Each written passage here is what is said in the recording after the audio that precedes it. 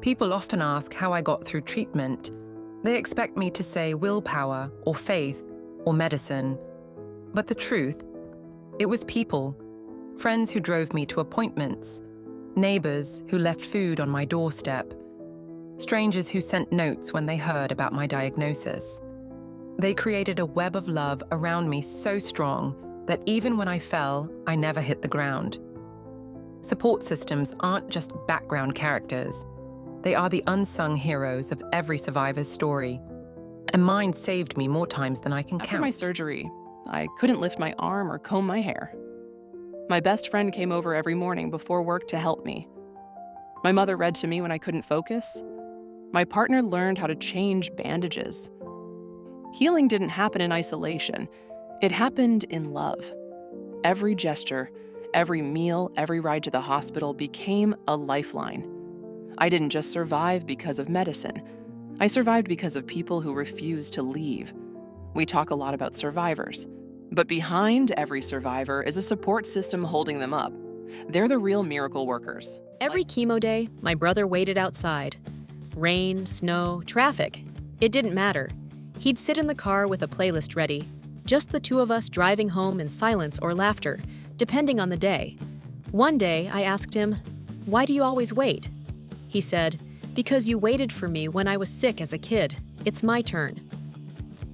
Support doesn't need speeches. Sometimes it's just showing up, again and again, reminding someone they're never alone in the fight.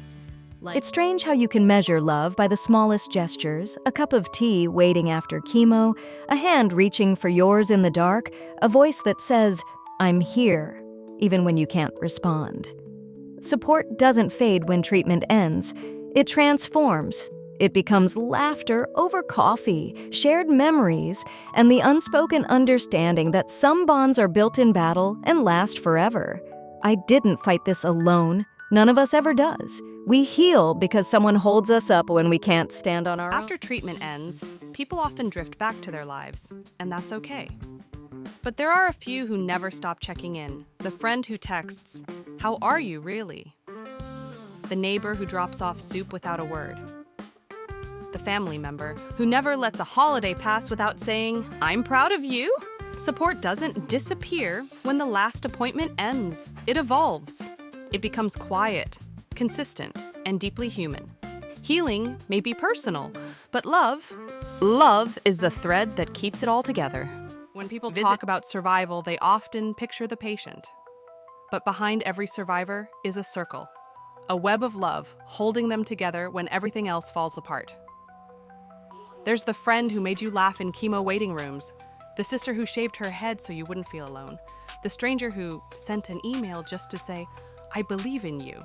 Those moments become your lifeline, your strength when you forget your own. The truth is, none of us heal alone. We are held in place by kindness, carried forward by connection. That's what survival really looks like. The circle that holds you long after the fight ends.